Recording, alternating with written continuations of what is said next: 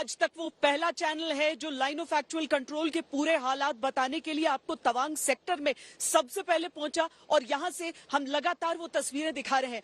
मेरे आसपास की चीजों को देखकर आप अंदाजा लगा सकते हैं कि यहाँ पर ठंड का आलम क्या है। यहाँ पर बर्फबारी नहीं हुई, हम आपको बताएं। और ये जो जमी हुई बर्फ आप देख रहे हैं, ये जो बहता हुआ पानी, पत्थर, पहाड़ इतने ठंडे हो चुके हैं कि उस पर पड़ के ये जम चुका है।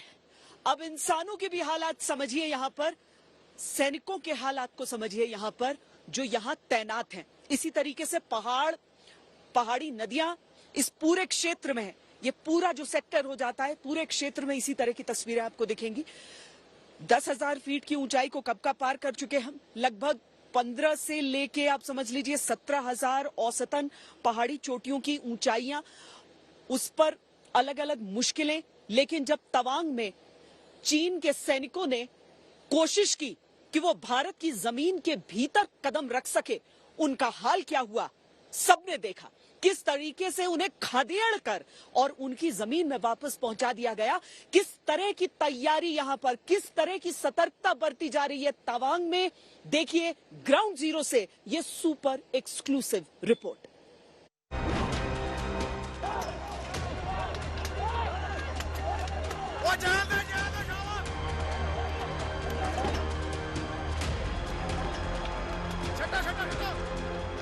आपने गलवान में चीन की हिमाकत देखी,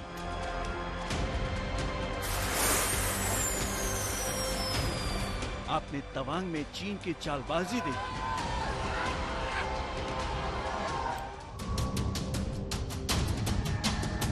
गलवान हो या तवांग, लेह लद्दाख हो या अरुणाचल, चीन न कल बदला था न आज बदला है, न कल बदलने वाला है। चीन के साथ वही सुलूक हो रहा है जिसका वो हकदार है।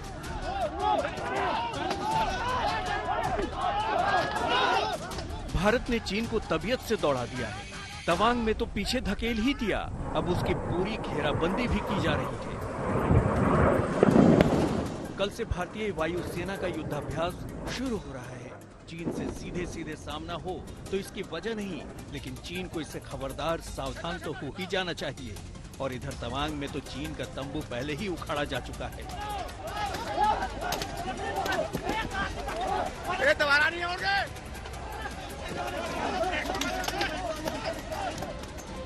तवांग में जहां चीन को सबक सिखाया, उस इलाके के बेहद करीब तक आज तक संवाददाता श्वेता सिंह पहुंच चुकी हैं। जहां चीन से सीधी झड़प, वहां से अपडेट, जहां से चीन को जवाब, वहां से रिपोर्टिंग। तवांग सेक्टर से तनाव की तस्वीरें लाइव। तवांग में 9 दिसंबर को जो कुछ भी हुआ उसकी पूरी डिटेल जानकारी हम आपको देते रहते हैं, लेकिन आज आपको तवांग सेक्टर के उस हिस्से का हाल बताएंगे जिससे बेहद करीब ये पूरा वाकया हुआ।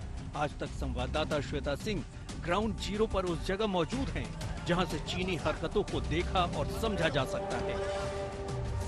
भारत ने यहाँ पर अपनी जो तैनाती रखी है चीन की चालबाजियों को देखते हुए, वो हूबहू जितनी चीन की तरफ से डिप्लॉयमेंट किया जाता है, भारतीय सेना अपनी तैनाती उसी संख्या में यहाँ पर कर लेती है। यहाँ पर जो हथियार हम रखते हैं, यहाँ पर जो हमारा तोपखाना मुस्तैद है, वो ऐसा है जो पल भर में चीन को मुंहतोड़ जवाब देने के लिए काफी।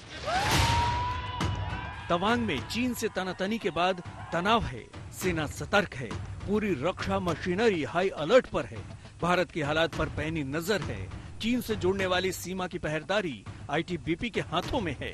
आईटीबीपी के महानिदेशक अरुणाचल में ही मौजूद हैं, हालात का जायजा ले रहे हैं। दिल्ली गृह मंत्रालय के बॉर्डर मैनेजमेंट को रिपोर्ट भी देंगे, लेकिन तवांग के करीब हमारी सतर्कता और मुस्तैदी 100% और सटीक है।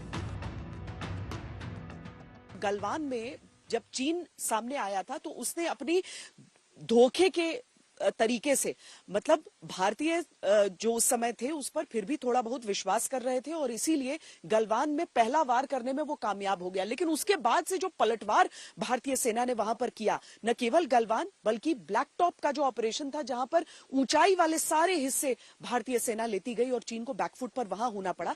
यहां पर अरुणाचल प्रदेश में गलवान के उस मामले के बाद से ही जो अलर्टनेस का लेवल था वो एक अलग ही स्तर पर आपको यहां पर नजर आता, क्योंकि अरुणाचल पर तो चीन हमेशा से गलत निगाह अपनी रखते ही आया है।